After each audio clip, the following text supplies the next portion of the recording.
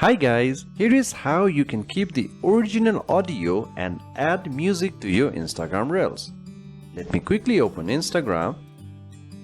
So I would like to add a reel, so tap here and let me tap reel. And this is the reel I want to use, and this reel has an audio. As you can hear, tap on the audio icon and choose any music you want.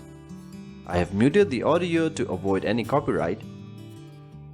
And now select the audio part you want to use and tap on done. After the audio has been selected, tap next. Now you cannot hear the original voice, so tap here and then you can choose controls or also record voiceovers. Let me choose controls, and this is the audio we added, so you can mute it and adjust the original audio level as required and adjust this music as you like. 30 to 40% should be good, but choose accordingly. Done. Scroll down.